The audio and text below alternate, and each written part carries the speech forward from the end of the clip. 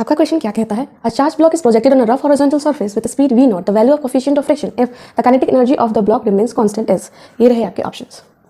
आप लोग को पता है अगर kinetic energy of a body अगर रिमेंस कांस्टेंट रहता है तो उसकी जो वेलोसिटी है वो कांस्टेंट होगी, क्योंकि kinetic energy is equals to half mv square. अगर काइनेटिक एनर्जी कांस्टेंट है तो हमारी वेलोसिटी भी कांस्टेंट होगी। यहाँ पे क्वेश्चन में हमको देके रखा है कि kinetic energy of the blocks remains constant. Since kinetic energy is constant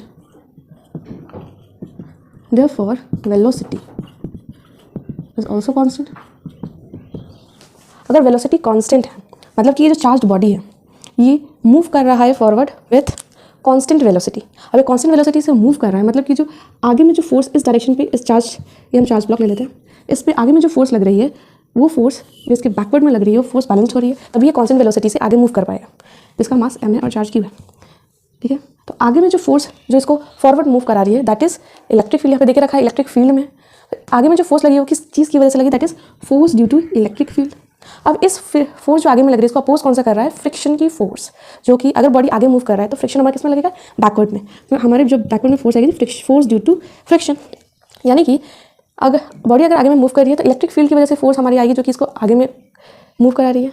अब इसको अपोज कौन सा कर रहा है, हमारा फ्रिक्शन की फोर्स जो कि बैकवर्ड लग रही है। यानी कि इससे हम कंक्लूड कर सकते हैं force due to friction is equals to force due to electric field.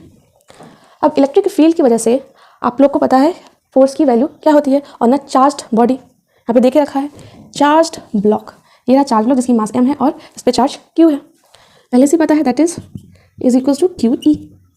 Force due to electric field that is Q E, Q is charge and E is electric field. अब फ्रिक्शन की वजह से जो हमारा force आता है that is mu N, ये भी आप लोग को पता है।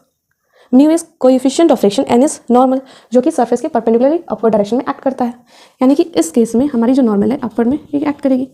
अब ये जब अपर में एक्ट कर रही है तो इस नॉर्मल फोर्स को बैलेंस कौन सा कर रहा है, that is force due to जो डाउनवर्ड्स में लग रही है वो क्या लग रही है, फोर्स डाउनवर्ड में, that is due to mass, और that is force mass into acceleration mg, ये भी आप लोग को पता है।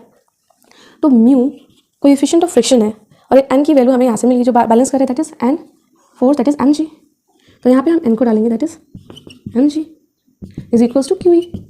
अब हमसे क्वेश्चन में पूछा है value of coefficient of friction, तो हम वैल्यू ऑफ कोएफिशिएंट फ्रिक्शन निकालेंगे that is mu is equals to QE divided by mg। तो ये हो गई हमारी value of coefficient of friction. अब ऑप्शंस देखेंगे Q is equals to mg, इसलिए हम लोग का आंसर हो जाएगा A।